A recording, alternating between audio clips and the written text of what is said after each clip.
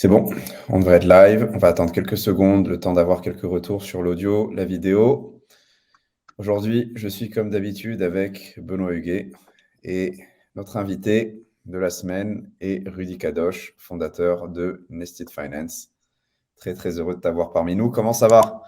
Super, un plaisir d'être ici. Voilà, j'attendais avec impatience le lancement de notre produit. Ça fait maintenant 8 mois qu'on travaille dessus, mais j'attendais avec impatience le lancement pour pouvoir justement passer sur ce live que beaucoup de membres de l'équipe suivent, parce que beaucoup de membres de l'équipe sont aussi Ah, francophones.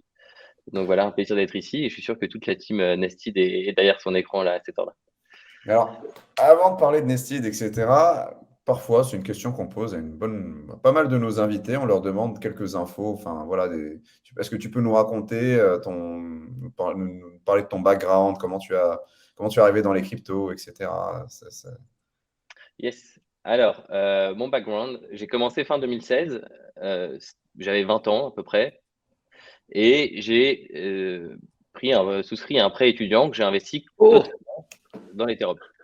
Voilà. c'est pas vrai, tu fais pas. Attends, je me permets une intervention. Tu fais partie de l'équipe des emprunteurs. Et J'ai ça, parti c'est de beau, l'équipe ça. des emprunteurs, exactement. Donc, Ah, j'avais pas beaucoup d'argent sur mon compte à cette époque. C'est pas avec 500 balles que j'allais faire la diff. Donc, eh oui. voilà, Mais tu avais fallait de grandes ambitions. Tu avais de hein, grandes ambitions. il y a des grandes, ouais, Ah, exactement. Mais je me disais, déjà, si Ethereum va à $50, c'est huge, je pourrais peut-être m'acheter une nouvelle voiture. Et puis, au final, ça Et, a explosé. Vraiment, et je suis arrivé au bon moment, au bon endroit.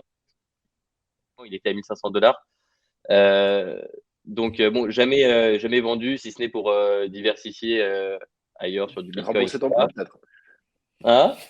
Rembourser ton prêt, peut-être. Ah oui, bien sûr, rembourser mon prêt, bien sûr.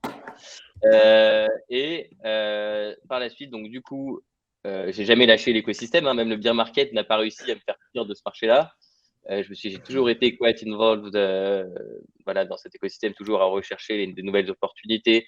Euh, donc l'année dernière, donc en 2021, j'ai décidé d'interrompre mes études en data science et intelligence artificielle à Centrale pour lancer Nested. Et puis sans regret, puisqu'aujourd'hui on a un produit fonctionnel, donc une sorte de eToro décentralisé, une team de 15 personnes. Donc on a grossi de 3 à 15 personnes en moins d'un an. Et on a réussi à lever 7,5 millions de dollars auprès des meilleures institutions, des meilleures institutions et angel investors, dont Sam, voilà, qui est un de nos angels, précieux angels. Not a financial advice. Moi, j'ai investi dans Nested, mais c'est à vous de prendre les informations qu'il y a dans le live et d'utiliser la solution, pas de vous exposer, de découvrir la plateforme. Bien sûr. Moi, en tout cas, ça m'a convaincu. J'investis aussi sur les gens et Rudy, bah voilà. Pour moi, c'était un match, mais c'est à vous après de faire voilà, full transparency là-dessus. Donc, pour refaire le recap de ton parcours, tu nous as fait une centrale, de centrale vers décentrale. Je suis Exactement, désolé, mais exactement. Voilà, c'est ça, ça tient bien son nom. J'ai choisi la bonne école, on va dire. Ok, ok, ok. Donc, aujourd'hui, le produit est live. Donc, tu vas être en mesure de nous faire une démo. Ça, c'est Yes. certain. Ou je peux en faire une aussi, comme tu le sens. Mais avant de nous faire une démo, est-ce que tu peux nous donner voilà, les grands points de Nested, nous expliquer ce que c'est? Il y a pas mal de gens dans le chat qui ne sont pas, voilà, probablement qui ne connaissent pas ce qu'est Yes. Nested, même s'il y a eu une vidéo sur la chaîne il y a quelques jours euh, dans lequel, dans laquelle on couvre un peu le produit. Yes. Ouais. Alors, Nested, c'est une plateforme où vous pouvez créer et répliquer des portefeuilles de manière totalement décentralisée. Donc, le portefeuille que vous allez créer, il sera tokenisé sous forme d'un NFT. Donc, ça veut dire que vous allez uniquement gérer un seul et même token qui est ce NFT et qu'on appelle le Nested NFT. Et ce Nested NFT-là, il est physiquement backé, collatéralisé par tous les autres tokens que vous allez choisir lors de la création du portefeuille ou de la réplication du portefeuille. Et lorsque quelqu'un souhaite répliquer votre portefeuille, il empoche des royalties, ce sont des parts des revenus de la plateforme, voilà, qui sont directement distribués aux créateurs de contenu. Euh, Ensuite, sur Nested, vous pouvez bien évidemment créer votre profil, associer votre Twitter à ce profil-là, donc un profil de trader, associer aussi votre compte Telegram pour recevoir des notifications en temps réel sur les différents portefeuilles que vous avez copiés, répliqués, créés, etc.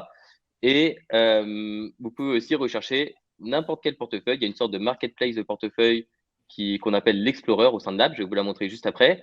Et là, vous pouvez rechercher n'importe quel portefeuille. Il y a plein de filtres disponibles. Et donc, vous êtes sûr de trouver ce que vous cherchez. Et la cerise sur le gâteau avec Nested, c'est l'expérience utilisateur. Alors, normalement, en DeFi, c'est très compliqué. On pige pas grand-chose. Dès qu'on arrive sur un site, il faut chercher la doc, aller voir des tutos, etc. Et là, sur Nested, nous, on est complètement… en fait, on fait une fixette sur l'expérience utilisateur. Ce qu'on veut, c'est construire un produit décentralisé, mais une expérience utilisateur identique à celle du Web2. Donc voilà, sur Nested, c'est aussi une des spécificités, c'est l'expérience utilisateur. Et à l'avenir, non seulement votre Nested NFT rassemblera des stratégies de trading, mais ce sera aussi un vault qui va générer deux types d'intérêts ou deux types de revenus, pardon. Le premier revenu, donc, c'est ceux des royalties, on vient d'en parler. Et le second revenu, celui-là qui est innovant, c'est que vous allez pouvoir placer vos tokens sur d'autres plateformes, comme par exemple AV, Curve, Convex, et puis vos sous-jacents vont générer des intérêts. Et donc, seulement en holdant votre Nested NFT, vous allez générer des intérêts. Et puis, bien évidemment, pour ceux qui n'arrivent pas à créer des stratégies, vous allez juste devoir copier les stratégies. Vous pourrez copier la stratégie de quelqu'un d'autre et générer aussi des intérêts. Donc voilà, le Nested NFT as a vault. C'est quand même génial. Ouais, c'est canon, c'est canon. Je pensais que Benoît voulait parler, sinon j'allais intervenir. Benoît, tu veux dire quelque chose? Si, je te laissais faire, je t'ai poli. Moi, les questions que j'avais, c'était est-ce que tu as le nombre de quelques métriques, en fait, le nombre d'utilisateurs, quelques petites performances Yes. Voilà, qu'est-ce que font Alors, les gestionnaires avisés, qu'est-ce que font les moins avisés. Je pense que tu vas avoir de la data intéressante à traiter un peu. yes, en effet. Alors, écoute, on a lancé il y a à peu près un mois la plateforme. Donc, je vais vous donner les Un chiffres. bon mois, d'ailleurs. C'est un mois de reprise, en plus. C'est un bon mois. Ouais, Donc c'est là, ça, je veux dire, exactement. Au final, on a lancé au bon moment. On avait lancé, c'était vraiment la catastrophe, mais il fallait lancer un jour. Et bon, sans regret, c'est vrai qu'aujourd'hui, le marché est plutôt chaud. Alors, les chiffres actuels, on a eu 40 000 portefeuilles qui ont interagi avec Nested en un mois. Il y a eu 2800 comptes Twitter associés à des profils d'utilisateurs. On a gagné plus de 10 000 membres sur tous nos réseaux, donc Discord, Twitter, etc. On a à peu près 3200 visiteurs par jour sur l'app, ce qui est quand même énorme parce que le marché de la DeFi, c'est un petit marché. Et on a 40 à 120 portefeuilles créés chaque heure et un nombre total de portefeuilles créés de 30 000, un nombre total de 30 379 portefeuilles créés sur l'app. Donc tout ça en un mois, c'est des beaux chiffres. Il y en a encore plein d'autres, mais plutôt fier, ouais. Sachant que c'était un soft launch il y a un mois, on s'est dit qu'on allait commencer avec une stratégie marketing un peu plus agressive d'ici 2 mois. Mais finalement, rien qu'avec un soft launch, ça marche plutôt bien. Ah bah, top.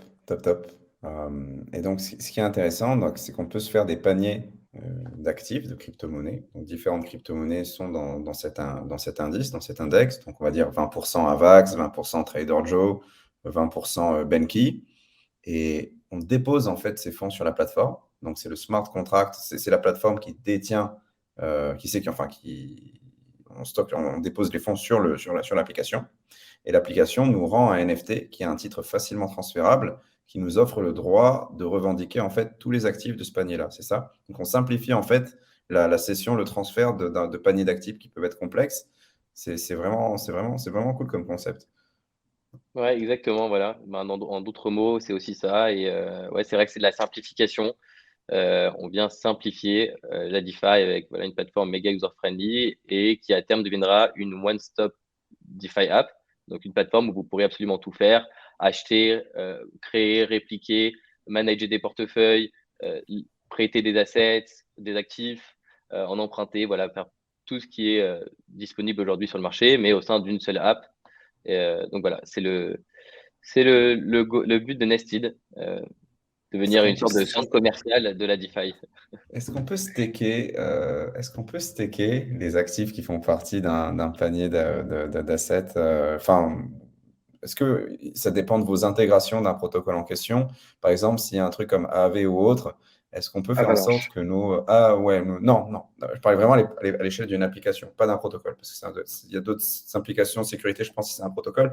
Mais si tu prends par exemple un protocole comme Compound et tu peux staker tes Compound, il faut absolument que vous intégriez Compound avant qu'on puisse, par exemple, avoir ces comps qui font partie de l'index qui sont stakés. C'est ça? Exactement. Donc au départ, Ah, c'est nous-mêmes. Donc on peut intégrer via notre architecture, on peut intégrer n'importe quel protocole à la volée. Donc ça, c'est ce qu'on a sorti il y a l'architecture qu'on a développée il y a 2 mois et demi ou 3 mois, qu'on a audité publiquement via Code Arena. Donc ça permet d'intégrer à la volée n'importe quel protocole sans avoir à redéployer les contrats. Et donc oui, au début, c'est nous qui allons choisir les protocoles à intégrer. Mais à terme, ce que j'aimerais, c'est qu'on ait une communauté qui vienne intégrer, développer directement les opérateurs pour certains protocoles, les faire auditer, et puis passer par la gouvernance pour les intégrer directement à l'app. ça Il y a une dépend de la question dans le gouvernance chat quand même, l'intégration. Ouais, je t'en Bien prie, sûr. Benoît. Désolé. où il y a quelqu'un qui demande une petite démo. C'est vrai que c'est la Yes. même question que je Bah me oui, oui, pose. Est-ce que la c'est place d'en possible de… parler, pas. Ouais. Ah non, non, Alors, les deux. C'est très bien d'en parler. Là, mais ça y est, moi, j'en veux plus. alors, donc ça, c'est Nested. Donc sur Nested, vous pouvez, dès lors que vous arrivez sur Nested, vous devez bien évidemment connecter votre portefeuille, choisir un network. Donc là, les networks disponibles sont Avalanche, BNB Chain et Polygon. On va arriver, Ethereum, Celo, Phantom, Optimism et Arbitrum, et aussi, je l'espère, Solana d'ici fin juillet. Donc, dès que j'arrive sur Nested, j'ai 2 possibilités. Soit je crée un portefeuille from scratch, depuis zéro, ou alors je décide de m'inspirer d'autres traders. Donc ici, j'arrive sur le fameux Explorer dont je vous parlais, la sorte de marketplace de Ouais. portefeuille. Là, je suis sur Avalanche, j'ai envie de voir que les portefeuilles sur Avalanche. Disons que je veux même voir tous les portefeuilles qui ont que du Joe, parce que j'ai envie d'avoir du Joe dans mon portefeuille. Et ben voilà, je tombe sur donc plein de portefeuilles qui ont que du Joe. Ça, c'est évidemment. Donc, je peux aussi. Donc, pour répliquer un portefeuille, c'est très simple. Là, ce portefeuille-là me plaît. Je peux aller voir ses détails. Et puis, copier. Ici, j'insère mon budget. Ah ouais. Et puis, en une seconde, je peux donc créer mon portefeuille. Voilà. MetaMask vient de pop. Et bon, là, je ne vais pas le faire. Vous allez donc voir un toast ici disant qu'il y a une erreur, mais ce n'est pas une erreur. C'est juste moi qui ai annulé la transaction. Mais donc, en 20 secondes, vous pouvez répliquer un portefeuille. Et à chaque fois que le propriétaire initial de ce portefeuille va appliquer un changement, vous allez être notifié au sein des notifications, juste ici. Donc là, vous allez recevoir des notifications de ce genre-là. Et donc, vous allez pouvoir appliquer les changements, vous synchroniser. C'est pas grave si vous loupez 20 changements. Vous pourrez vous synchroniser en un clic avec la composition actuelle du portefeuille que vous avez répliqué. Donc ça, c'est pour la partie copie. Et il y a autre chose intéressant. Désolé. C'est le Telegram bot. Le voici. Donc voilà, dès que un portefeuille que vous avez copié a été répliqué, vous recevez des notifications juste ici. Donc via Telegram. Vous pouvez associer votre Fois compte qu'il y à a Telegram. chaque fois qu'il y a du mouvement, en fait, on est notifié sur Telegram. Voilà, c'est ça. Vous êtes notifié sur Telegram. Vous pouvez vous connecter juste comme ça, en cliquant sur ce bouton-là, et puis vous serez connecté. Vous aurez lié votre compte Telegram.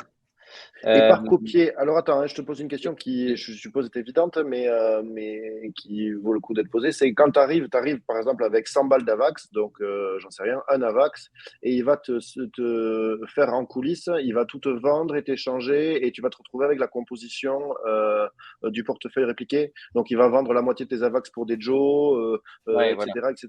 Bon, il va y avoir une cascade de frais quand même. Alors, il y a c'est pour ça. Alors, c'est pour ça qu'on veut se lancer sur plusieurs chaînes. Parce que sur Avalanche, ça coûte cher. C'est vrai. Moins cher que sur Ethereum, mais bon, ça coûte quand C'est même correct relativement encore, cher. hein. Oui, c'est. Pardon? Ouais, c'est correct. Oui, ça reste correct, mais c'est quand même plus cher que sur Polygon où la création d'un portefeuille va coûter 10 centimes. Ou sur la BNB Chain, où c'est encore un petit peu moins cher. Mais bon, là, avec, par exemple, Donc sur Phantom, ça va aussi coûter quelques centimes, j'imagine, sur Celo aussi. Donc voilà, on s'adapte à nos utilisateurs. On comprend bien que certains utilisateurs ne peuvent pas créer de portefeuille sur Ethereum ou sur Avalanche, et c'est pour ça qu'on est sur d'autres chaînes et que ces alternatives existent, et heureusement qu'elles existent. Donc voilà, et j'avais oublié quelque chose sur la partie réplication, la partie social trading. Donc à chaque fois que quelqu'un vous copie, vous recevez des royalties et elles apparaissent ici.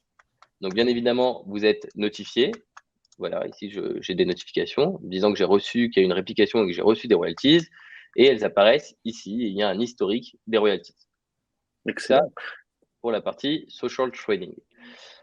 Sur la partie, maintenant, voilà, moi, je veux créer mon portefeuille, j'ai une communauté, j'ai des amis qui me demandent qu'est-ce que je dois acheter, etc. J'ai envie de leur partager un portefeuille. Eh bien, c'est très simple. En 30 secondes, vous pouvez en créer un et le partager. Donc ici, je set un budget, je choisis les tokens que je veux ajouter à mon portefeuille.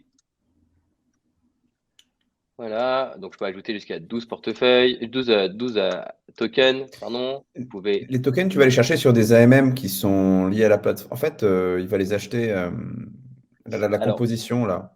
Ouais. oui. Bon, là, on passe par des solutions comme Paraswap, donc des agrégateurs de liquidités qui nous fournissent à tout moment la meilleure route, le meilleur chemin et donc normalement, les meilleurs prix on-chain. D'accord? Ok. Donc, J'ai voilà, on envie va de lancer un index Ouais. maintenant. Moi, j'ai une question qui En s'adresse à live. Samy. Ce Oui. coup-ci, c'est Samy, as-tu un portfolio sur Dested? Non, mais j'ai envie de le lancer en live, mais bon, c'est un peu Ah si, je ça me serait permets pas à la zone. Allez, j'ai ma petite idée. Je vais réfléchir pendant 20 minutes. Ouais. Ah Je oui, vais le oui, faire. oui, c'est pas mal. C'est la Allez-y, création d'un discutez. compte. Ouais, non, Franchement, ça va plaire à tout le monde. Attendez. Hein. c'est vraiment pas mal, C'est ouais, ré- c'est une bonne idée. Et alors, attends, moi, une autre question. Ouais, allons-y. Excuse-moi. L'autre Bah, question, c'est que les portefeuilles, ils sont blockchain centriques. C'est-à-dire que quand tu fais un portfolio, tu peux avoir des actifs que au sein d'une même blockchain. Et si tu veux aller sur une autre blockchain, tu fais un autre folio. En fait, c'est-à-dire où tu peux avoir un portfolio avec des coins de plusieurs blockchains dessus différentes.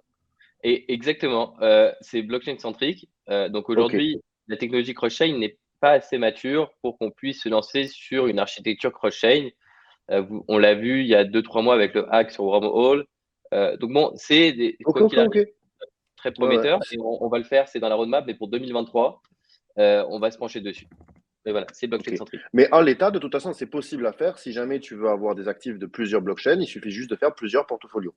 Voilà, alors exactement, tu as tout dit. Si vous souhaitez avoir des actifs sur plusieurs blockchains, eh ben, il vous suffit de créer plusieurs portefeuilles sur plusieurs chaînes différentes. Et donc, pour reprendre la création, troisième étape, vous devez ajouter un nom. Et puis là, c'est très simple. Vous pouvez mettre des hashtags, DeFi Avalanche. Et puis, vous avez juste à cliquer ici. Et il y a un petit, je pense même que Sam, tu devrais faire ça, c'est les profils. Alors, comment ça se passe? Vous pouvez donc, excusez-moi, toujours pas. Ah oui, parce que je suis sur Portfolios. Désolé, c'est moi qui me suis trompé. Et voici. Setup. Alors, du coup, ça, c'est mon profil sur Nested. Donc là, ça regroupe tous les portefeuilles. Et je pense même que voilà, Sam, tu pourrais Voilà. créer un profil. Je vous invite tous à créer un profil, à associer votre compte Twitter avec. Comme ça, les gens savent, votre communauté sait qui réplique. Et puis, vous pouvez ajouter une petite bio et on verra tous vos portefeuilles. Et puis, votre communauté peut choisir le portefeuille qui l'intéresse. On voit la date de création. Parce que moi, alors je sais que sur eToro, en fait, c'est bien beau la performance, mais la time frame, elle compte énormément. Hein, tu vois, parce que moi, Oui, sur les 5 dernières minutes, j'ai fait une super performance, mais si je regarde les années, le BCH de Emis, il se juge sur le temps long. alors oui, il y a les performances. Alors là, je suis sur mon profil. Vous voyez, il y a la creation date qui est juste là. Donc là, c'est la performance depuis, pardon. Là, c'est la performance depuis, ce que vous voyez ici, depuis la creation date. Donc j'en ai bien dans le rouge du 9 mars, le gaming Avalanche sur Avax. C'est bien, mais il faut du rouge un peu. Il faut un peu de Ça te rouge. rend humain. Et Et donc voilà, ça c'est mon profil. Et lorsque vous cliquez sur un portefeuille qui vous appartient, alors il y a beaucoup de fonctions sur Nested. C'est vraiment un produit très complet déjà. C'est pour ça que la démo dure un peu longtemps, mais vous avez aussi un historique de tout ce que vous avez fait au sein de ce portefeuille. Donc là, ça va de la création à toutes les updates à venir, enfin tous les updates passés, pardon. Vous pouvez partager, vous pouvez envoyer ce portefeuille à quelqu'un d'autre ou changer du coup juste l'adresse qui la possède, juste en envoyant le NFT. Donc au lieu de faire un envoi de 9 actifs, donc 9 envois, vous allez envoyer seulement un NFT et ça vous coûtera donc beaucoup moins cher. Vous gagnez du temps et du gaz, de l'argent. C'est un bon porteur. Attends, je te coupe, excuse-moi, Rudy. Donc, c'est-à-dire que le détenteur du NFT peut réclamer les tokens. Il peut withdraw. Alors, ça, pas encore. Ça arrive. Ce qui se passe, c'est qu'en fait, là, si tu m'envoies ton adresse, je vais pouvoir t'envoyer le NFT et maintenant, le portefeuille t'appartiendra parce que ça sera lié à ton adresse. D'accord? C'est comme si je t'avais envoyé tous mes actifs ici. Tu vois, sans Nested, j'aurais dû t'envoyer tous mes actifs Oui. importants. Et bien là, via Nested, je t'envoie seulement le NFT, le Nested NFT. Et donc, maintenant que tu possèdes ce NFT, ton portefeuille t'appartient. Et bien évidemment, tous les actifs qui sont derrière. Et vous pouvez aussi donc, liquider votre portefeuille en un clic. Donc, si je fais ça, tous les sous-jacents seront vendus. Donc, tous les tokens seront vendus. Le NFT sera envoyé à l'adresse nulle. Et puis, vous récupérez au sein de votre portefeuille MetaMask, votre portefeuille Coinbase, peu importe, ce montant de AVAX, donc la valeur intrinsèque du portefeuille, la valeur marché du portefeuille. Donc ça, c'est sur la partie aussi management. Et maintenant, voilà ce que Sam aussi pourrait faire, ce que tout le monde peut faire. Je suis en train de me setup le truc. Je suis en train de withdraw depuis un exchange centralisé pour. C'est bon. Pour faire des bêtises. Ah oui. Pour créer un bon portefeuille sur Nested. Mais 1 million, Sam, hein, fais-nous gonfler la TVL. Et oui, parce que dans les questions, dans les métriques que je t'ai posées, tu vois, tu m'as donné le nombre d'utilisateurs, mais tu ne m'as pas parlé des fonds engagés justement de la TVL. Alors, c'est peut-être pas la métrique ultime, mais elle est intéressante, tu l'as. Ouais, alors en un mois à peu près, on est à quasiment 1 million de TVL. Voilà, c'est pas mal. C'est pas mal, mais c'est encore modeste. Hein. C'est ça. De toute façon, c'est assez early. En fait, il faut savoir quelque chose, c'est que dans le monde de la DeFi, probablement que 80% de la TVL que vous voyez sur les plateformes appartiennent à un microcosmos de VC et de fonds, en fait. Nous, on est un produit retail. Ce qui veut dire que on va les choper, on va les stacker à ce 20% restant. Voilà, les gros fonds qui fournissent en liquidité comme PowerFi, enfin, il y en a plein, on connaît les noms. C'est eux qui managent la majorité de cette TVL. Mais le retail en lui-même, et ça, c'est nous, voilà, nous on est une app B2C, c'est un plus petit marché. Donc, pour l'instant, mais nous serons des milliards. Exactement. Oui, Samy, ça va, tu as le droit de nous laisser. Ça, c'est vrai que, par exemple, OpenSea, on peut se dire que c'est la référence. Chaque utilisateur DeFi, donc chaque utilisateur qui a un MetaMask, a déjà interagi avec OpenSea. Et OpenSea, c'est au plus 500 000 utilisateurs par mois. On est 7 milliards dans le monde. Donc la croissance, en fait, le potentiel de la DeFi, il est absolument énorme et on va avoir des croissances, à mon avis, pendant facilement 10 ans à 3 chiffres. Voire, 3 chiffres, c'est 3-4 chiffres. Ah, moi, j'aime bien les prophéties. Hein. Ça, je suis confiant vraiment quand je vois 500 000 adresses qui ont interagi avec OpenSea, donc ça peut être encore moins d'utilisateurs, parce qu'une adresse, un utilisateur peut avoir plusieurs adresses. Je me dis, aujourd'hui, on est au tout début, on est vraiment comme à New York au début du XXe siècle, il y a tout à faire, et puis il y a plein de gens qui arrivent et qui build et qui vont utiliser nos produits. Je me suis fait un profil. Là. Donc aussi, ce que vous pouvez faire, c'est ce que Sam devrait faire, c'est partager. Donc, l'aperçu. Donc, partagez vos portefeuilles en ligne. Et pour ça, je vais vous montrer l'aperçu qu'il y a. Je vais vous montrer ça sur le Discord directement, puisqu'on a une channel pour ça. Voilà. Donc, à chaque fois que vous partagez votre profil avec d'autres personnes, vous avez partagé à chaque fois que vous partagez vos portefeuilles, il y aura un lien, une image, un aperçu du contenu du portefeuille avec les compositions et sa performance.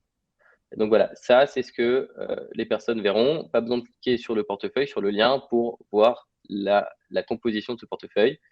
Et puis si on clique, donc là il n'y a que des portefeuilles sur la BNB, mais c'est pas grave. Ah non, Avalanche, c'est bon. Donc là si je clique ici, voilà, je suis redirigé vers le portefeuille et je peux le copier.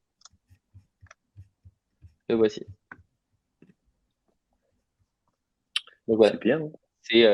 On essaie d'illustrer vraiment, on est vraiment user focus. Le produit qui va venir s'attaquer au mass market, le produit DeFi qui va venir s'attaquer au mass market n'est pas encore sorti. Donc on se dit, enfin du moins il est peut-être sorti, c'est même probablement nested, mais voilà, c'était notre attaque. On s'attaque au mass market avec une app qui convient au mass market. Je vais partager mon écran. Alors attention, Allez, not a financial advice, vous allez probablement vous faire saucer. Vous pouvez perdre de l'argent avec ça, mais je fais un portefeuille plutôt safe. Moi, en ce moment, je suis vraiment bullish AAV. Le fait qu'on puisse pas être sur Ethereum pour faire ces sélections de tokens est un bottleneck. Qu'on puisse pas pour l'instant faire des paniers avec des actifs qui sont spécifiques voilà, qui viennent de différentes chaînes, donc Cosmos, etc. Mais ce que je pourrais faire, par exemple, en me basant sur Avalanche, c'est faire un portefeuille qui retranscrit un peu le fait qu'aujourd'hui, depuis quelques semaines, si vous écoutez les lives du dimanche, je vous en parle, je suis assez bullish sur AAV parce que c'est le seul DeFi blue chip que je trouve séduisant. Pourquoi? Je refais la thèse très rapidement. Ils n'ont pas de concurrents sérieux. Personne arrive à la cheville de AAV. On peut parler de Yumi, on peut parler de Solend, etc. Il n'y a personne qui est cross-chain avec une liquidité comparable, une qualité d'exécution sur les dernières années comparable. Ça a coupé. C'est moi qui ai le. Ouais, moi j'entends plus non plus, Samy. Ouais, moi non plus, Samy. C'est dommage, il faisait le grand exposé. Donc... Dis-moi effect. Ah, ben écoute, effect, je sais pas. C'est un truc, ça marche. En plus, c'est l'hôte du live, donc mais je suis sûr qu'il va revenir. Le dernier point sur AAV, pour moi continuer ce que disait Samy aussi, que j'ai trouvé, c'est qu'il a énormément corrigé par rapport à son plus haut. Il a été divisé par 6. Et alors là, je sais il est remonté, il a fait une journée à plus 30%. Mais franchement, le point d'entrée est peut-être pas mal aussi. C'est-à-dire que le fondamental est bon et le particulier est intéressant. Parce que si je regarde. Ouais. Ce qui est fou avec AVE en plus, c'est que la V3, concernant la V3, toutes les possibilités de la V3 n'ont pas encore été déployées en fait. Donc ça doit passer bien évidemment en gouvernance, etc. Mais voilà, c'est ça qui est fou, c'est que toutes les possibilités, toute la puissance de la V3, elle n'a pas encore été déployée. Et dans les mois, voilà, semaines à venir, franchement, ça promet. Donc, je suppose qu'il a relancé la machine. C'est marrant, il a le don de faire des petits suspens. Bon, alors en attendant, moi j'ai des questions. Quand Samy reviendra, il va. Ah, salut Samy. Le retour. Allô? Ouais, oui, on t'entend. Samy, on t'entend. Incroyable, ça. Un instant, vous m'entendez? Yes. Oui. Ouais, mon ordi, pour la première fois, mon PC portable a redémarré tout seul. Il m'a fait panne critique au lancement, le Mac. Enfin, c'est la première fois que ça. C'était bizarre. C'était très bizarre. Donc, me voilà de retour. Je reprends. Donc, la création. On parlait de AV, du coup. Ouais. Donc, désolé pour la petite parenthèse. C'était vraiment bizarre. Pas de concurrence. Alors, ouais. Proposition de valeur assurée. L'interruption. J'ai eu ça, en fait. Hop. Tac. En raison d'un problème, c'est très spécifique, il y a beaucoup d'informations. Il a redémarré en raison d'un problème. Donc là, j'étais dans Profile, donc j'avais setup un profile ici. Donc voilà, j'ai synchro à mon compte Twitter. J'adore la bio. I got the notes, voilà. Exactement. Certains auront la référence. Ici, je vais dans Royalties et non, pardon, dans My Portfolios. Ouais, My Portfolio, voilà, My Portfolios, pardon. Create Portfolio. 4.8. La menthe, on s'en fout. Ce qui compte, c'est les proportions. Alors, là, je pense qu'avec les fees, il faudrait que tu mettes plutôt 4. Juste pour être sûr. Avec les fees sur Avax. Aujourd'hui, elles sont extrêmement élevées, c'est pour ça. C'est de l'ordre de 0, plus de 0,1 AVAX. Ça va être 0,15 AVAX parce que tu vas faire 4-5 swaps. Putain, la sidechain, c'est Là, c'est devenu très Il y a de cher. la demande, hein. Il y a de la demande, il y a Krabadabada. Exactement. Le truc, c'est quoi? Krabada correspond à 20% des fees générés sur AVAX. C'est pour ça C'est important, les petits crabes, là. Tic, tic, tic, tic.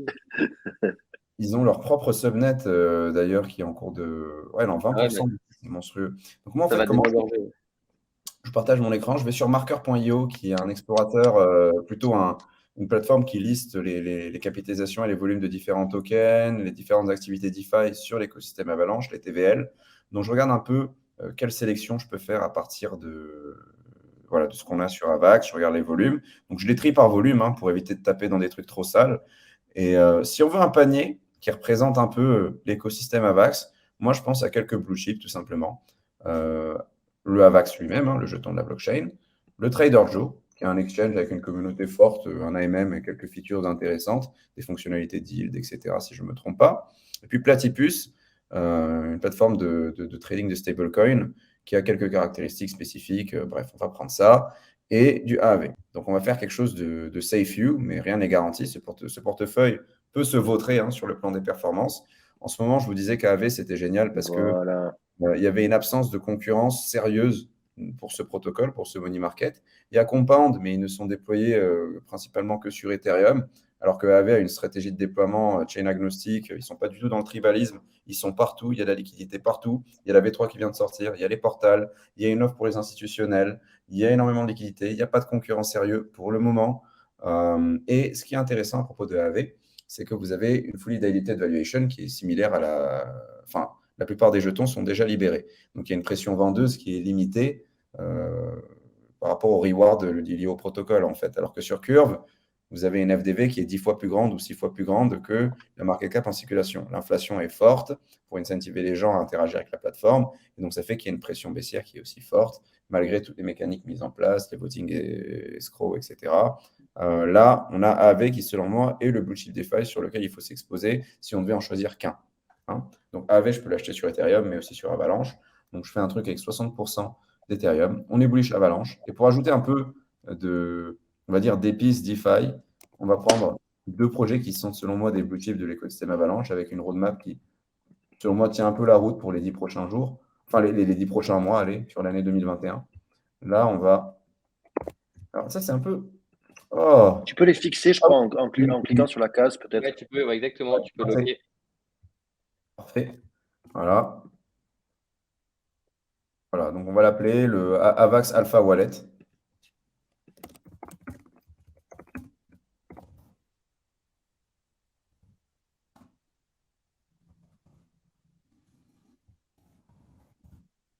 C'est marrant.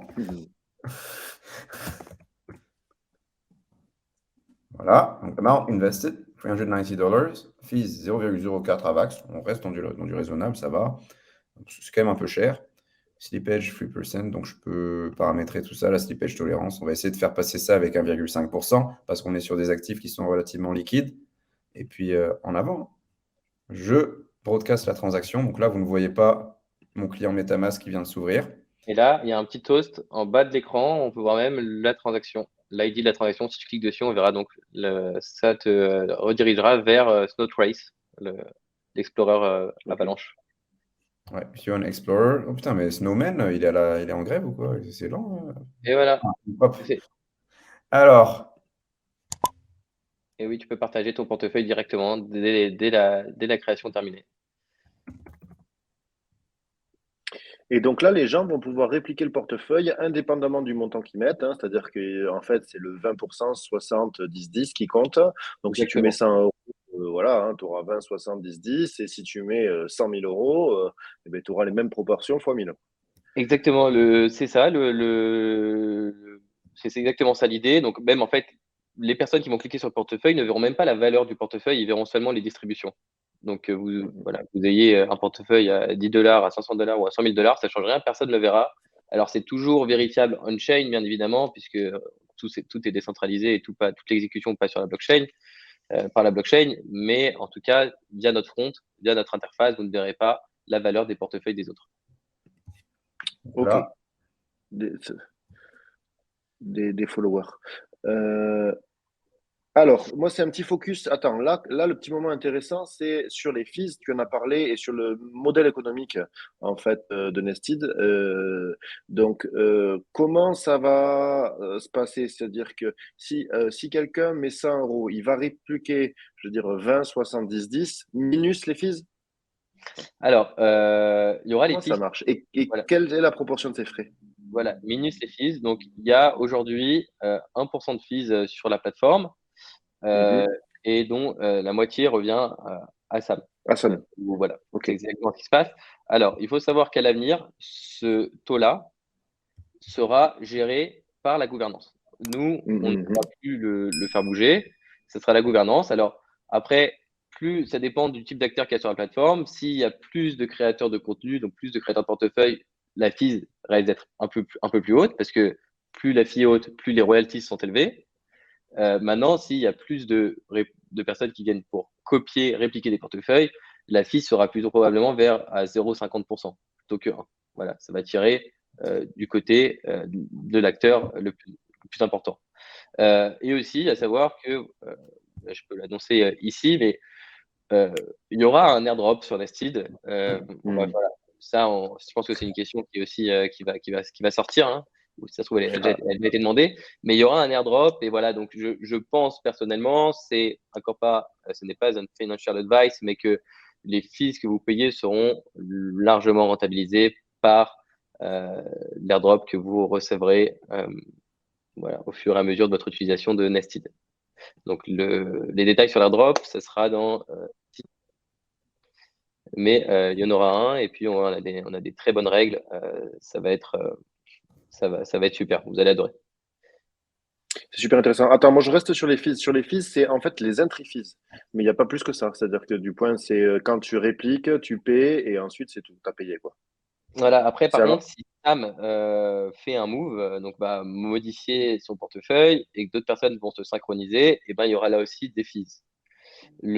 Sauf que Sam n'a aucun intérêt à jouer de ça parce que derrière sa communauté n'est pas bête. Donc sa communauté va payer des fees, en fait se ruiner en fees et donc plus du tout suivre les moves de Sam. Donc voilà, normalement si la personne qui a créé ce portefeuille-là est sérieuse, il n'y a pas d'abus avec ce système et puis les gens, non, voilà, si Sam performe et génère de l'alpha, les gens vont aussi en générer et gagner de l'argent malgré les fees. personne ne me copie, hein. C'est Mais rassurant. non, mais parce que t'es trop devant, là. T'es trop en avance. Ah, mais c'est Ça vraiment va cool. arriver, ça va arriver. L'expérience utilisateur est vraiment fun, mais j'ai vraiment hâte que ce soit cross-chain, même si tu l'avais dit un peu plus tôt dans le live, il y a des problématiques de sécurité, il y a un manque d'infrastructure, il y a plein de choses encore qui sont à faire. C'est déjà génial à utiliser à l'échelle d'un écosystème. Et je me demande pourquoi tu ne le lances pas sur Ethereum, vu que finalement, c'est déjà sur des chaînes EVM. Bah, Euh, Ethereum, c'est prévu pour la semaine prochaine, bah voilà, on parfait. va Donc, dire. Voilà. C'est dans ouais. le pipe. En fait, on va essayer. Alors, on est dans la tech, donc des fois, il y a du retard, ça arrive. Mais notre objectif, c'est de lancer sur un réseau toutes les 2 semaines. Un réseau différent sur Oh. toutes les 2 semaines. Avec, in fine, un lancement sur Néon pour être sur Solana. Euh, Bonne chance. mais, ouais. Et on croise les doigts pour que ça fonctionne. C'est pour ça que je dis, je l'espère, le lancement sur Solana. Et mais voilà, l'idée, c'est que voilà, toutes les 2 semaines, on lance sur un nouveau network. Après, il y aura aussi de la partie, on va éduquer les gens en créant des portefeuilles sur, par exemple, sur Ethereum, en leur montrant les bons projets de l'écosystème sur Ethereum, leur expliquant ce qu'ils font, et on va faire ça pour chaque écosystème. Euh, donc voilà, on a aussi un travail éducatif à travers Nested. Ah, c'est top. C'est top. Moi, ouais. J'en reviens à un petit sujet. Moi, c'était le jeton parce qu'on avait parlé, on a pas mal parlé des NFT. Donc, la première question que j'avais, c'est est-ce que tout ceci aurait été possible à faire sans NFT? Alors, ça aurait été différent. Déjà parce que un portefeuille, il faut savoir que les NFT demain vont représenter 90% des transactions financières et monétaires. Pourquoi? Parce que la majorité des actifs sont des actifs non fongibles, mis à part le cash. Il y a très peu d'actifs non fongibles. Pardon, très peu d'actifs fongibles. Oui. Donc, par exemple, un portefeuille est un actif non fongible. Mon portefeuille est différent du tien, de celui de Sam, il sera différent. Donc, c'est pour ça qu'on a décidé de les représenter sous forme de NFT, juste par rapport à cet attribut de non-fongibilité. Ensuite, l'avantage, par exemple, que j'ai mentionné tout à l'heure, par exemple, pour envoyer un portefeuille à quelqu'un d'autre, le faire en un clic, avec une seule transaction, ça aurait été impossible sans le NFT. Donc voilà, il y a plein d'avantages. C'était une question parce que c'est rigolo. En fait, c'est un cas d'usage des NFT qui est, tu vois, qui n'est pas de l'identité, qui n'est pas l'art, mais qui a tout à fait son sens, qui est la transmissibilité de patrimoine non fongible finalement, puisqu'ils ne sont pas équivalents les uns aux autres. Et en fait, dans une perspective de transaction et de transmission, le NFT peut simplifier en fait la transmission. Donc c'est rigolo, tu vois. C'est un cas d'usage des NFT que je ne connaissais pas et qui est pertinent et que tu aurais eu du mal à faire. Et en fait, le NFT va te permettre de faire une transaction au lieu d'en faire potentiellement des dizaines, des centaines. Voilà, à la longue, ça économise quand même énormément de transactions. En fait. Ouais, exactement. Voilà. Ça, c'était ma première question par rapport au NFT. Et tu l'as évoqué, donc là, il y a eu le airdrop. Et le airdrop, en fait, ça met en lumière ce dont on a moins parlé, c'est le token. Est-ce que tu nous parlerais, en fait, donc, de ce fameux token qui va participer à la gouvernance? Donc, tu l'as évoqué d'une part sur les frais. Je veux dire, je suppose que ce sont les détenteurs du token qui pourront, parce que tu as dit que pour l'instant, le business model de la plateforme est à 1% sur les participations, et ça a été fixé, on va dire, par les corps, par l'équipe, voilà, par vous au lancement, mais que c'est pas voué à rester comme ça. Est-ce que tu nous parlerais un peu, j'ai vu les tokenomics, est-ce que tu nous parlais un petit peu des tokenomics de NST? Pardon.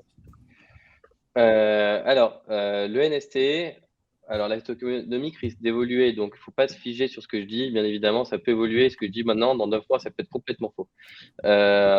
Donc, ça va être bien évidemment un token de gouvernance. C'est principalement un token de gouvernance qui va permettre de gérer les différentes métriques du protocole. Donc voilà, les fees, le pourcentage qui va en royalty, etc. Et aussi de passer des propositions au sein de la gouvernance. Donc ça, bien évidemment, ça fait partie des utilités. On explore aussi des discounts, donc sur les frais de la plateforme. Voilà, typiquement, j'ai 500 NFT, je donne un chiffre au hasard. Je bénéficie donc de 20% de rabais sur les fees du protocole. On pense aussi à un système à la curve où plus longtemps vous allez locker des NFT et plus de NFT vous allez locker, et donc plus de rewards, plus d'avantages vous allez avoir sur la plateforme. On pense aussi à partager une partie de nos profits avec les NFT stakers. Donc voilà, plein d'utilités en tête. Maintenant, il y a cette fameuse partie régulation. Aïe.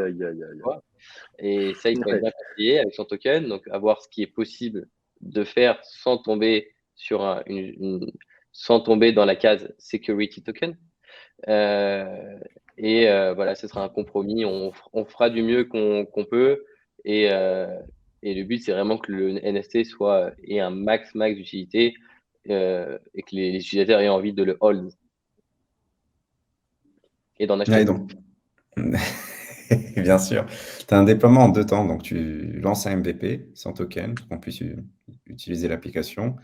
Tu onboardes des utilisateurs, les gens peuvent tester l'app, s'en servir, etc. Et puis, ça te laisse une nouvelle marge, une nouvelle période pour réfléchir à comment vous allez implémenter ce token, quel va être son design, et faire les choses en 2 temps. Et en parallèle, vous continuez d'intégrer de plus en plus de réseaux. D'accord. OK.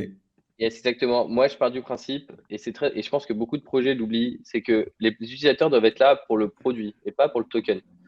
Et ils doivent utiliser le produit pour ce qu'il fait et pas pour recevoir des incentives. Donc, first, ce qu'on essaye, c'est market fit. Donc, on a lancé il y a 1 mois, et là, on va essayer de trouver notre marché. On itère toute la journée avec les feedbacks de l'utilisateur. Et voilà, le but, c'est qu'au market fit, qu'on ait des utilisateurs réguliers. Et puis ensuite, le token viendra pour les récompenser et récompenser les prochains utilisateurs. Parfait. Alors, Mais c'est un token d'exchange décentralisé, en fait, parce que c'est une application décentralisée. Donc, c'est un Oui, ça token. va être exactement.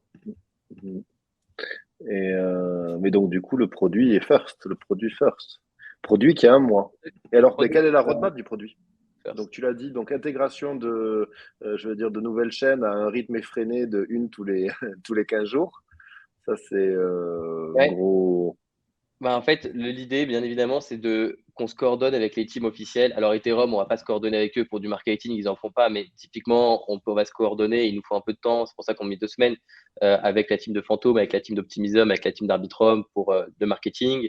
Et puis d'ailleurs, on va sortir des articles pendant la semaine qui suit le déploiement. On va sortir des articles éducatifs sur l'écosystème. Mais sinon, dans la roadmap, donc plein de features, voilà, la refonte de l'Explorer. On va avoir un Explorer avec beaucoup plus de catégories. On va essayer de faire un Netflix de la DeFi où on va vous suggérer des portefeuilles selon votre comportement on-chain, votre comportement sur Nested. Donc voilà, si vous avez l'habitude d'investir que dans le L1, on va vous suggérer un portefeuille L1 et on va même vous suggérer un portefeuille à l'antipode de vos habitudes, par exemple un portefeuille shitcoin du coup, parce que vous n'avez pas trop le risque, on va vous dire écoutez, peut-être que là, laissez-vous tenter par le diable. Donc tu voilà. peux faire des stratégies de barbell en fait avec des compositions plus safe et des compositions plus risquées et combiner en fait des NFT ou du moins des presets de sélection et faire, on peut gérer son risque en fait comme ça, non? Oui, il y aura. L'idée, c'est qu'avec la data, on puisse aussi faire du scoring de portefeuille avec des portefeuilles moins risqués, des portefeuilles plus risqués, avec des profils de traders qui investissent de manière en bon père de famille, d'autres moins. Donc voilà, l'idée, c'est aussi d'avoir ça de faire ça avec la data, mais donc des fonctionnalités voilà, qui sont liées à possibilité de commenter en dessous d'un portefeuille, une sorte de chatbox pour que les utilisateurs puissent discuter directement au sein de l'app. Et côté on-chain, donc comme je vous l'ai dit au début, la possibilité de placer ses sous-jacents, ses tokens sur d'autres plateformes pour donc traiter, staker, yield farmer et emprunter des actifs directement depuis Nested, et aussi la possibilité de pouvoir placer des ordres limites. Donc par exemple, là, si Sam se dit je vais vendre mes AV à $300, mais j'ai pas envie d'être sur l'app toute la journée, à réfléchir, et ben, il pourra placer un ordre limite de vente de AVE ici et qui s'exécutera on-chain automatiquement lorsque ça aura atteint sa target, donc les $300. Des battles et des concours aussi. Je pense que tu peux faire des concours, ça se Oui, prête bien on au est en concours de trading ou ce genre de choses. on est en discussion exactement avec plusieurs One pour ça, donc plusieurs teams, core teams de L1 pour des trading competitions avec du liquidity mining. Donc oui, c'est censé arriver, ça va arriver. Faut attendre un peu, mais ça va arriver. Ces teams-là sont toujours un peu lentes, on va dire, dans l'exécution pour faire ce jeu, pour le liquidity mining. En tout cas, c'est des décisions qui prennent énormément de temps. Et généralement, ça va passer aussi par la gouvernance. Mais on va y arriver. On a déjà des teams qui nous ont dit OK et ça arrive très prochainement. Et on sera aussi sur Ledger Live très rapidement. Donc le plugin Ledger est en développement et on sera disponible au sein du store du Ledger Live très rapidement. J'ai une question pour Samy maintenant. Toi, tu as fait un portfolio Avalanche. Est-ce que tu as trouvé autre chose, ton bonheur sur du Polygon ou du. Alors en fait, ouais, j'ai exploré sur un autre onglet la BSC. J'ai mis Ah, la et j'ai BSC, vu bien sûr. Si tu veux, tu as des wrapped assets sur la BSC qui représentent. C'est ce qui est génial avec la BSC en fait, vu que tu as le bridge qui est Binance, quoi, ils ont wrappé un peu tout. Tu peux avoir des atomes wrappés, tu peux avoir enfin, tout ce qui est disponible sur PancakeSwap. Donc tu peux avoir des compositions intéressantes avec différents tokens d'autres Layer 1 en version enrobée via la BSC, et donc faire des compositions plus rock'n'roll.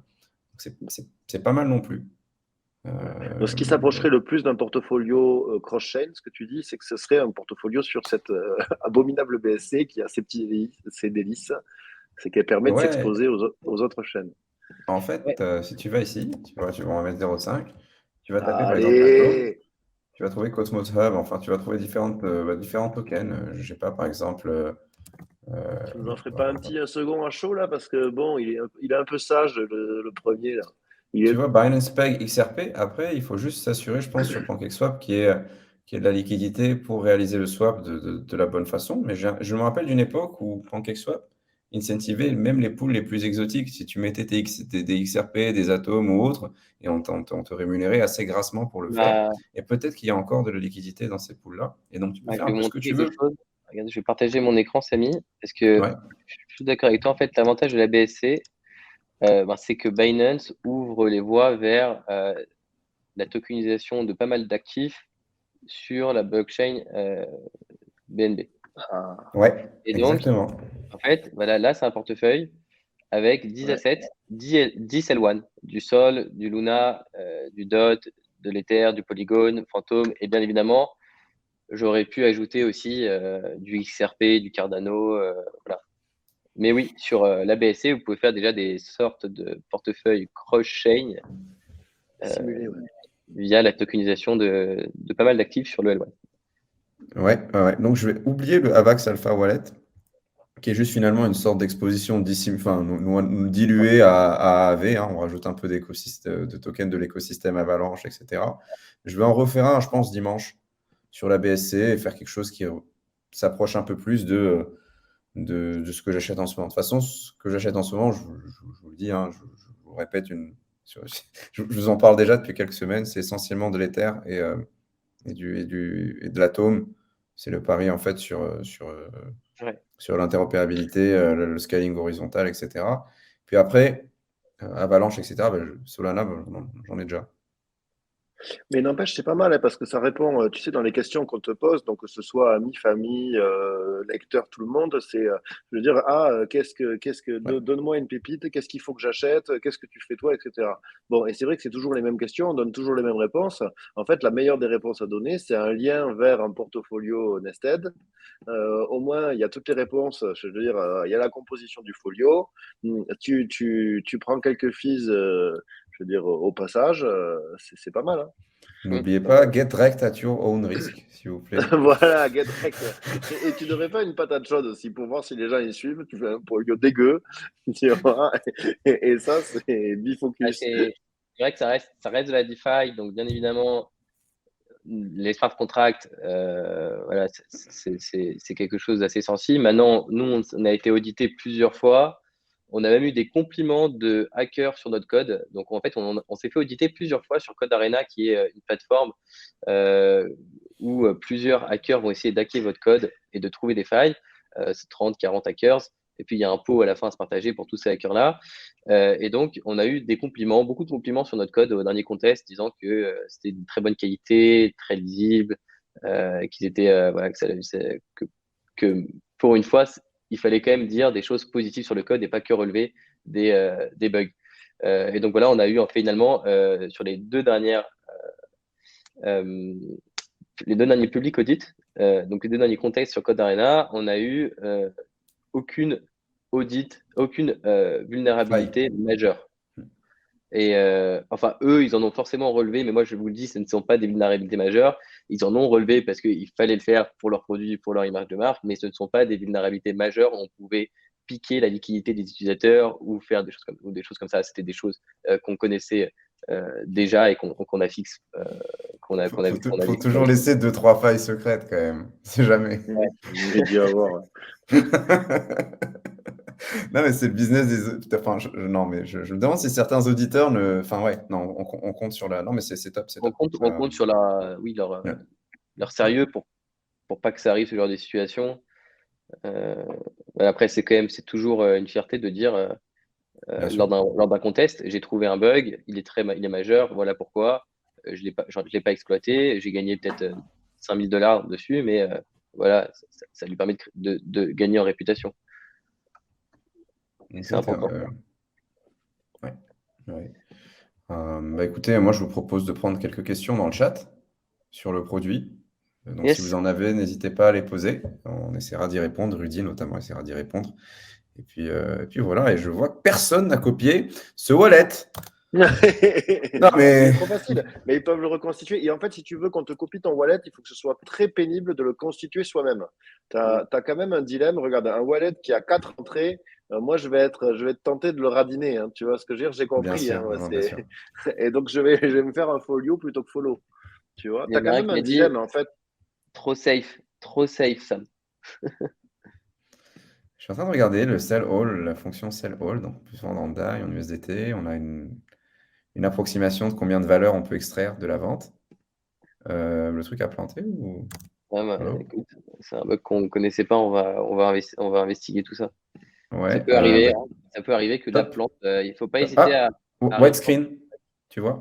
Je pense que quand tu joues beaucoup avec les assets, AVAX, USDC, Mhm. voilà, tu restes sur AVAX ou si tu choisis USDC, mais j'ai l'impression que quand tu joues beaucoup avec les assets, ça white screen. Donc, la team là, qui écoute, si vous pouvez déjà chercher l'origine du problème, comme ça, c'est fixé très rapidement. Ah, il y a une question. Si Samy scelle son folio, est-ce que ça va sell celui des gens qui le suivent? Non, vous allez Non. recevoir une notification et ça sera à vous de confirmer aussi si vous souhaitez le faire ou pas. Donc, vous allez recevoir une notification directement via l'app ou sur Telegram si vous avez connecté votre compte Telegram et puis vous pourrez décider de suivre ou pas le move de Samy. Top, top, top. Que se passe-t-il? Sinon, ok. Parle-nous de la feature du copy Stratify, genre French Chart, qui m'intéresse vachement, s'il te plaît. Ah oui, alors ça, c'est avec Mark Zeller, exactement. Bah, alors ça c'est une des grandes milestones de Nested, c'est que les gens puissent créer au sein d'un portefeuille Nested des stratégies de placement un peu complexes où il y aura de l'emprunt, du prêt. Pour Marc, c'est très complexe, mais où il y Oui, aura de l'emprunt, du prêt. Voilà, vous allez pouvoir par exemple euh, emprunter de la liquidité sur AAV, la placer sur Curve ou Convex, aller staker d'autres assets sur AV, sur Synthetics. Enfin, vous pourrez faire pas mal de choses et puis partager derrière votre stratégie. Votre portefeuille va donc vous allez voir afficher au sein de votre portefeuille une sorte de APY. Par exemple, vous allez voir que votre portefeuille génère 25% d'intérêt par an. Et les gens pourront vous répliquer du coup une partie aussi de leurs intérêts en royalties à chaque bloc. Et voilà, ça, pour les gens qui n'arrivent pas véritablement à bien placer leurs fonds au sein de DeFi, il y a plein d'opportunités, il faut le savoir. Et ben, Nasdaq est là pour ça aussi, et ça arrive. On va commencer avec des stratégies sur Avalanche. C'est difficile parce que faire de composer, proposer un outil pour créer des stratégies, de l'auto-compounding, des emprunts, faire des Lego un peu avec des smart contracts, il doit y avoir plein de risques en fait, qu'on concevoir un système comme ça. Ça doit être Bah, bien. c'est ça, c'est sûr que c'est en fait plus on empile de protocoles et plus il y a de risques, bien évidemment. Alors c'est pour ça qu'au début, nous, on va whitelister les protocoles qu'on semble safe. Mhm. Donc ça va être Platypus, AV, Joey, Belkey, donc tous les gros protocoles sur Avalanche. Et pour des protocoles un peu plus exotiques, ça on le fera pas maintenant. Le but c'est aussi de guider. Nessid a aussi le but de guider les débutants et on ne peut pas leur proposer des plateformes très risquées où les mecs peuvent se faire rug en un jour. Donc voilà. Ok, ok, Et ok, j'avais vu une ok. question sur l'airdrop. Vous ne m'avez pas entendu. Il me semble que ça avait coupé tout à l'heure au moment où je parlais de l'airdrop.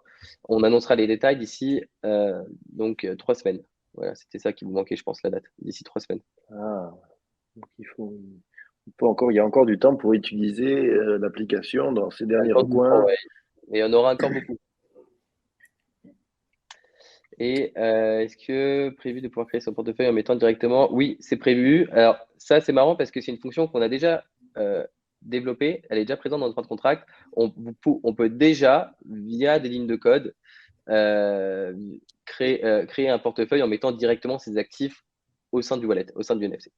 Donc ça, c'est Ah, quelque chose qui est possible en command line, mais on n'a toujours pas intégré au sein de notre Graphiquement. user interface. il est en train de farmer l'airdrop ou pourquoi il y a 300 personnes qui sont en train de copier ça? Ouais, bah c'est sûrement un bot. C'est ça. Il est en train Mais de oui, je farmer suis l'air. d'accord. Il Oui, veut, parce qu'en fait, il veut- j'ai fait une règle du coup pour éviter ça. C'est que et c'est la seule chose que j'ai disclose, c'est que les portefeuilles de moins de $20 ne seront pas pris en compte pour leur drop. Et donc, du coup, depuis 2 semaines, on n'a plus de bot, bizarrement. Ah ouais, excellent. Ok, ok. Cet outil est très rigolo. Moi aussi, j'irai faire des stratégies avec un actif. Ce sera un portfolio avec un actif. Ah bah, il y a Marc Zeller dans le chat. Ah, il y a Marc Zeller. Ah, mais- Bah oui, One French Short Vaults. Et ben voilà. Bah, c'est voilà, une des prochaines grandes milestones. Et il faut savoir que c'est quand même très difficile de pouvoir boucler sur des stratégies, faire des vaults qui bouclent sur des stratégies. C'est très compliqué. C'est ce que ça voudrait dire qu'aussi, côté expérience utilisateur, en une seule transaction, vous allez finalement faire ce que manuellement, via seulement via un parcours traditionnel, ce que vous pouvez faire en quasiment 10 ou 15 transactions. Donc, c'est formidable. oui, le but, c'est vraiment de faciliter l'accès à la DeFi. Comme je l'ai dit au début de ce live, Nested, on veut être le produit qui s'attaque au mass market. Et même cette année, ce qu'on compte faire dans l'année qui suit, c'est donc vraiment pouvoir s'attaquer au marché, à la masse, que ma mère puisse utiliser Nested, comprendre Nested et l'utiliser sans me poser de questions. Donc, il y aura 3 étapes d'abord. Première étape, c'est une application mobile parce que tout le monde veut de trader de n'importe où. Deuxième étape, c'est d'offrir des solutions de off-ramp et des solutions on-ramp parce que les gens, la plupart des personnes, elles n'ont rien à faire de Bitcoin, réserve de valeur, etc. Ce qu'elles veulent, c'est sortir 10 000 $ de leur compte et récupérer derrière 20 000, 30 000 et puis les récupérer sur leur compte. Donc, il faut que les interactions soient aussi fluides que possible entre le monde de la DeFi, le Web3, et le monde de la finance traditionnelle où on peut voilà, sortir et rentrer de l'argent, du fiat. Et la troisième étape, c'est d'abstraire MetaMask parce qu'aujourd'hui, personne ne veut se soucier de cette phrase à 24 mots. Moi, si je mets ça, ma mère, elle ne va pas comprendre. Et je pense même qu'elle va se faire hacker, qu'elle va la mettre un jour sur un site.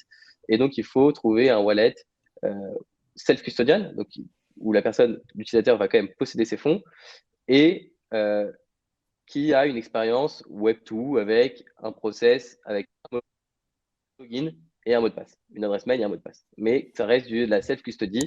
Donc, il y a quelques projets qui font déjà ça. Il y a en buyer, mais c'est un peu plus complexe à intégrer, donc je pense pas qu'on passera par ça. Il y a Formatic qui le fait, mais je ne sais pas où on est le développement. Et il y a Magic Link qui, eux, ont l'air d'être le Graal de cette solution-là et qu'on est en train de regarder. Sera-t-il possible de staker sur notre Guardian avec Nested? C'est compliqué, je pense. Alors, nous, ce qu'on va proposer à nos users, c'est du liquid staking. Donc, si Samy compte faire du liquid staking, alors, bien évidemment, ça passera par Samy en priorité. Enfin, par le projet de Samy, pas par Samy, parce que c'est pas Samy qui. Caption 10, notez bien ça, notez bien ça. Non, mais c'est vrai que ce serait très cool d'explorer ce genre de synergie. Et vu que c'est une problématique qu'on essaie d'anticiper, le liquid staking sur certains réseaux, là où ça fait sens, on va essayer de proposer ça dès que notre produit sera live, je l'espère, dans 2-3 mois. Ah, bah, merci. Là, mon CO, il est en train d'entendre 2-3 mois, il est en train de perdre des cheveux. Toujours ça, quand on annonce des échéances, ils n'aiment pas ça généralement, les CTO, les CPO. Tout va bien, tout va bien. Gagner sur la volatilité, sur le yield. Exactement, c'est ça l'idée, c'est le liquid staking asset portfolio. Donc, à la fois, vous gagnez sur la volatilité et ça génère des intérêts. Et je ne savais pas que StakeDAO proposait un wallet qui est avec l'adresse mail. C'est super, je vais regarder ça. J'étais pas du tout au courant. C'est super news. Super l'exemple de la maman pour la simplicité. Quand même des bons commentaires.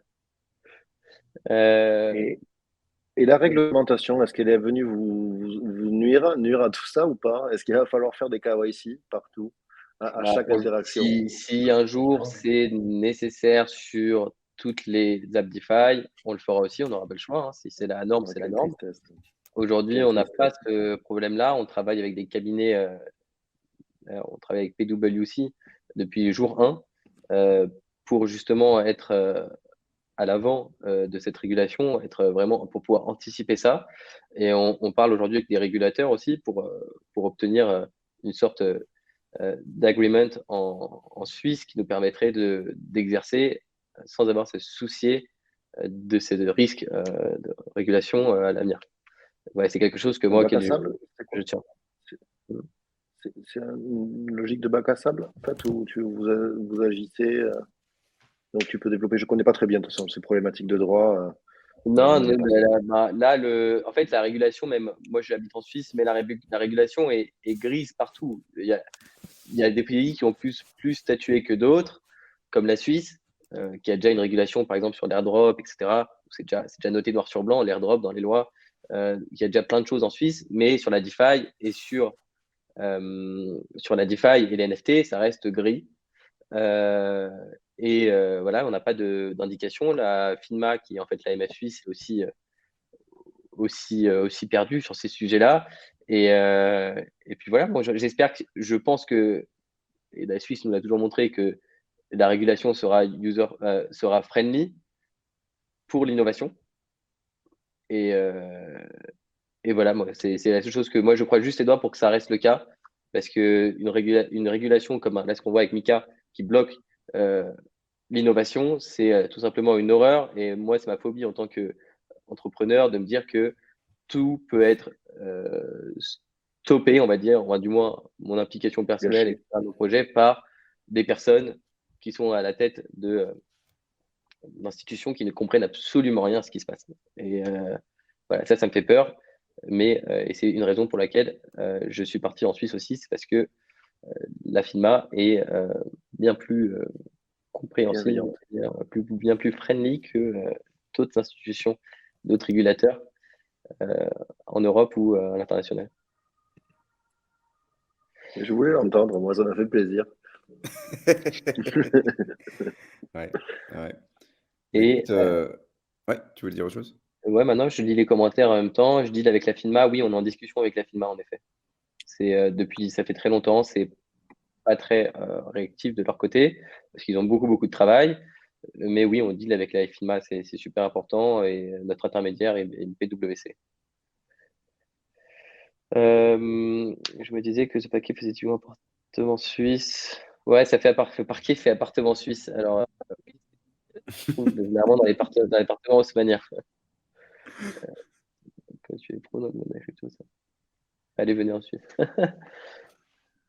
Ouais, c'est vrai que ça fait peur l'incertitude dans ce milieu-là et je pense que Sam aussi partage cet avis-là. C'est en tant que builders, ça fait peur cette incertitude. J'ai pas envie de passer du temps à faire de la compliance. Enfin, je vais le dire cash. Il y a 30% de mon temps que tu peux perdre jusqu'à 30% de ton temps à passer, voilà, essayer d'être compliant avec telle règle, tel framework, etc.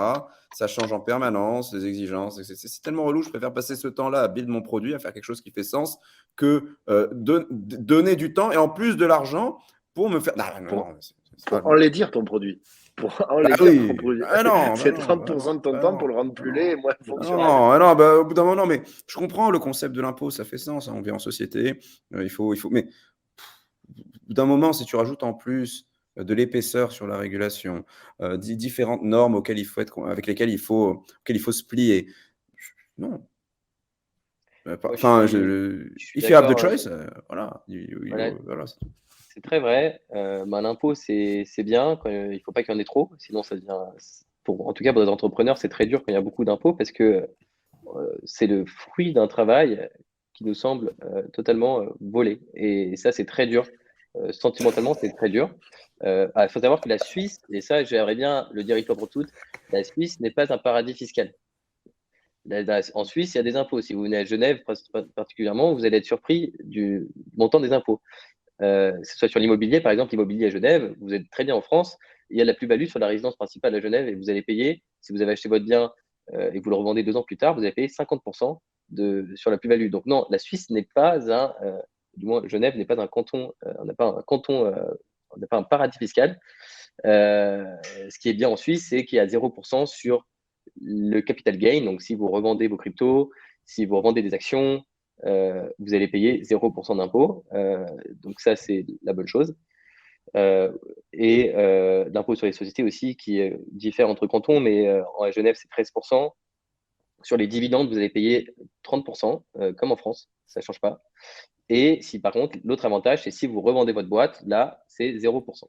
Contrairement à quasiment, si vous optimisez pas ça en France, vous pouvez monter à 50-60.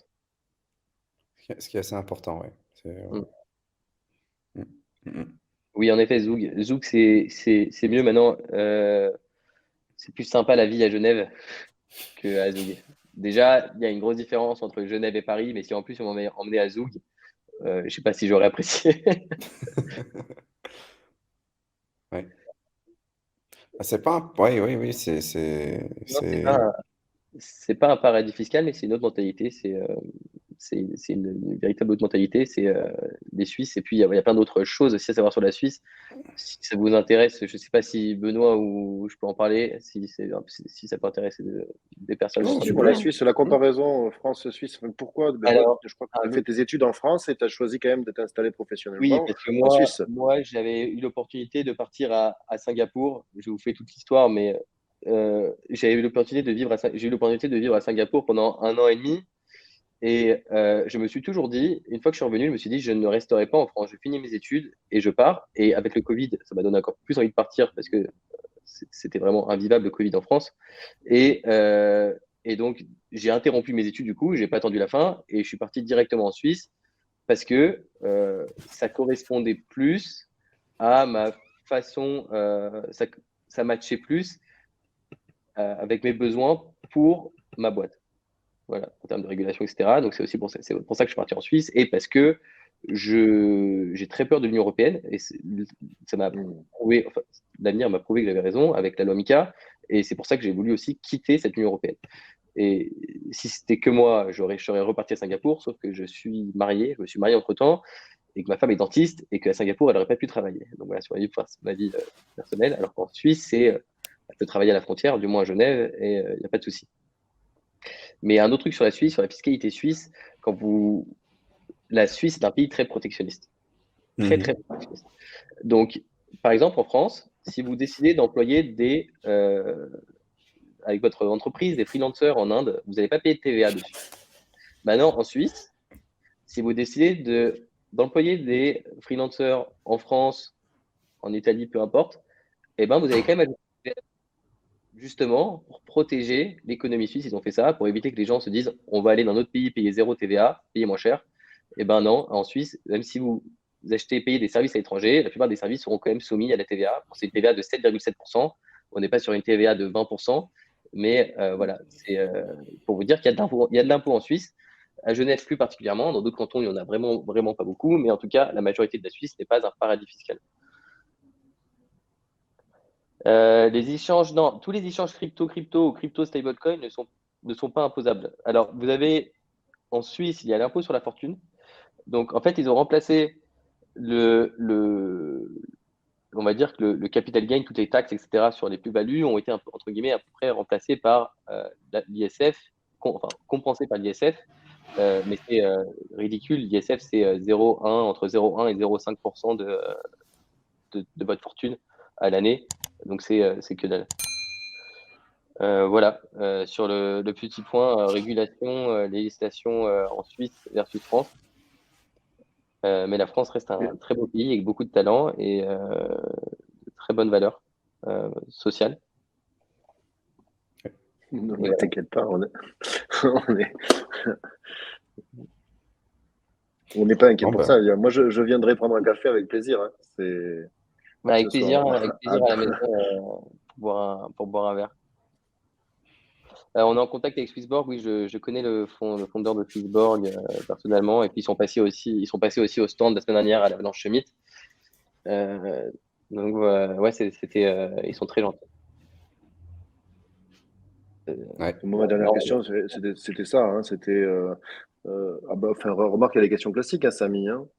Tu connais, hein, c'est-à-dire que sur la fin, c'est en dehors. Donc là, on a fait le petit point régulation. Ça, c'est une exception. On n'aime pas trop, mais il a fallu voir parce que comme tu parlais d'un beau produit, tu étais à fond sur le produit. On s'est dit, qu'est-ce qui pourrait gâcher ton produit? J'ai pensé à la régulation. Mais tu t'es protégé en allant dans un lieu géographique qui est plus privilégié que d'autres. Donc moi, c'est ce que j'en ai déduit. Et la dernière question classique, c'est en dehors de Nested, donc du produit de ton bébé, qu'est-ce que tu regardes? Quels sont les autres projets qui, toi, te parlent et t'excitent? Est-ce que tu nous ferais un petit focus sur un ou deux projets? Ou est-ce que tu veux mettre un tir? Alternativement, tu peux... Non, moi, j'ai... Alors, déjà, il y a la plateforme LuxRare. Ah ouais. Je le prononce en français pour tout le monde. LuxRare, que voilà, j'adore la tokenomique. Alors, ils auraient pu la pousser encore plus pour éviter que ça dump incentiver le hold, ça c'est dommage, mais en tout cas, LooksRare est à l'esprit Web3, l'esprit, je me focus sur ma communauté, j'itère sur l'UX avec leur feedback, je distribue les revenus à la communauté, je leur fais profiter de notre succès. Et ça, c'est ce qu'on ne retrouve pas chez OpenSea. Et je pense que même si LooksRare arrive à croquer 20% de la market share des parts de marché d'OpenSea, ça sera un gros carton. Donc ça, c'est un premier projet. Un autre projet sur lequel je suis depuis le tout début, c'est Convex. Ah oui. Alors, pour moi, Convex, c'est une des meilleures tokenomiques qui existent. Et ce qui est fou avec Convex, en fait, c'est que le token en lui-même correspond à une sorte de souveraineté. Pourquoi? Parce que, et c'est pour ça qu'on voit beaucoup de projets acheter énormément de Convex, KeeperDAO qui avait acheté quasiment 20 millions de dollars de Convex, Paraswap aussi qui avait passé en gouvernance pour acheter du Convex, c'est parce que c'est une question de souveraineté aujourd'hui en DeFi. Avec des sites, j'aimerais qu'on le fasse aussi un jour, acheter des Convex, parce que ça permet en fait de booster donc de choisir une pool de liquidité et de dire à la DAO, on va booster les rewards sur cette pool. Et donc, si on veut de la liquidité, si on veut amener de la liquidité sur une pool sans avoir à, par exemple, pour un projet, donner ses propres tokens, on peut acheter du Convex et dire aux gens, votez pour que les rewards de cette pool-là soient extrêmement hautes et on aura donc les utilisateurs en stakant, en fournissant de la liquidité, choperont un maximum de curve et de Convex, en plus des fees liés à l'utilisation de la pool. Et voilà, pour moi, le Convex, c'est une question de souveraineté aujourd'hui en DeFi. Voilà, il y a plein d'autres projets, bien évidemment Cosmos, sur lequel je suis depuis qu'il est à 5 $. J'y crois, Atom, j'y crois à fond aussi à cet écosystème. Bien évidemment, Ethereum, Bitcoin, c'est 60% du portefeuille, hein, bien évidemment. Donc voilà, c'est la petite. Tu es sur Encore? Non, j'y suis pas. J'y suis pas parce que je fais des stratégies qui rapportent. J'ai créé des stratégies qui rapportent plus que celles dans le corps avec l'UST. Donc c'est pour ça que j'y suis pas, mais en tout cas 20% aussi simplement, c'est sur du stablecoin, c'est super. C'est un stablecoin spécial. Mais ouais, c'est vrai que c'est intéressant. T'es resté mystérieux quand même. T'es resté mystérieux, t'as créé des stratégies UST qui valent plus que 20%. Ouais, je les partagerai, c'est la surprise, je peux pas vous les dire, je les Ah, partagerai quand on pourra le faire avec Nasty. ok. Et on Mais pourra les suivre en actuellement, un clic? On pourra les suivre en un clic, en sacrifiant juste 1%? voilà, c'est ça, ça sera sur Ethereum par contre. Mais oui, c'est l'idée. Moi, je pense que lorsqu'on veut builder en DeFi, il faut avant tout être un utilisateur de la DeFi. Et donc voilà, dans l'idée, moi, je suis un grand, je stake, je borrow, enfin, je fais ça très souvent, plus que je trade aujourd'hui. Et voilà, l'idée là, c'est que je partage avec vous dans les mois prochains, que je revienne pour un live et que je vous partage en direct mes stratégies, je les explique. Et voilà, Ben, vous puissiez générer aujourd'hui sur du stable, j'arrive à générer donc du 35% avec ce qu'on appelle une stratégie delta neutre. Ça veut dire qu'en fait, peu importe la variation du sous-jacent, je n'ai pas à m'inquiéter de la variation du sous-jacent. Ma stratégie de base est en stablecoin. C'est-à-dire que voilà, je ne suis pas impacté par le coin que j'emprunte, par la valeur du coin que j'utilise pour faire ma stratégie, par sa variation. C'est une stratégie delta neutre. très bien. Nesty doit être en partenariat avec Push pour recevoir. Ouais, c'est en Nesty. Ouais, exactement. En fait, là, les notifications, vous les recevez que par Telegram, mais on est en train d'intégrer Mail et les push aussi, les notifications push. Tu passes par des options. Non, je Il n'y ne a pas passe pas par d'option des options. décentralisée, hein, de toute façon. Enfin, dans la DeFi, ça commence à que cette année, hein, avec Sega, PsyOptions, et encore, c'est sur Solana, sur les blockchains avec. Il n'y a pas beaucoup Ouais. d'options, quoi. Là, il n'y a pas beaucoup d'options. Il y a des L2. On a cette. C'est vrai que il y a l'IRA. Mais c'est encore très, très jeune, mais je suis sûr que ça va exploser cette année, les protocoles d'options décentralisées. Ouais. Ouais. Et puis, vous pouvez nous suivre sur Twitter. On a aussi une channel en français sur notre Discord. C'est important de le mentionner. on est en train d'onboarder des ambassadeurs français. Bien qu'on parle français, on va quand même en onboarder des ambassadeurs français. Et pour administrer notre communauté, créer du contenu en français, etc. Donc voilà, vous êtes les bienvenus pour postuler. On recrute aussi énormément. On recrute des full stack developers, on recrute des Solidity developers. On aimerait aussi quelqu'un qui veut se pencher sur Kairo, qui a déjà un bon niveau en Solidity. On recrute aussi des côté non-tech, on recrute des product designers. Voilà, si vous êtes bon en design, bon en produit, venez rejoindre Nested. Voilà, il y a de la place pour vous. Rien que ça, quelqu'un qui taquine Solidity et qui est familier avec Cairo. C'est un profil tout à fait commun. N'hésitez pas à reach out à Nested pour construire le protocole avec eux. En tout cas, c'était très cool. C'est très cool cette petite émission. Je pense qu'on aura l'occasion de faire un follow-up une fois qu'il y aura plus d'intégration, vous aurez plus avancé sur la roadmap et que tu seras peut-être OP pour nous partager ces stratégies delta neutrales dans le détail. Ouais, bien C'est sûr. très, très cool. C'est C'était le très, but. très cool. Ouais, Après, de bien t'avoir. évidemment, le truc, c'est que plus il y a de personnes, comme toute stratégie, plus il y a de personnes qui poolent, plus il y a de personnes qui suivent, et moins ça rapporte, parce qu'il y a moins de parts de gâteau à se partager. Mais moi, je suis d'accord pour partager avec tout le monde mes stratégies. Le marché s'occupera de réguler l'utilisation de cette stratégie-là. Ah bah, top en tout cas. Bah, merci à toi. N'hésitez Merci pas beaucoup. à reach out, hein, aller sur la page de Twitter de Nested si vous voulez apply pour un post ou aller sur Discord pour vous impliquer dans le cadre du programme ambassadeur. Et si vous tombez sur cette rediffusion, comme d'habitude dans la description, il y a tous les liens pertinents intégrés. Je parle de la rediffusion YouTube. Voilà, voilà. En tout cas, merci à tous. Merci au C'était un chat. plaisir Merci d'être ici. Pardon? C'est un plaisir d'être ici. Franchement, super live.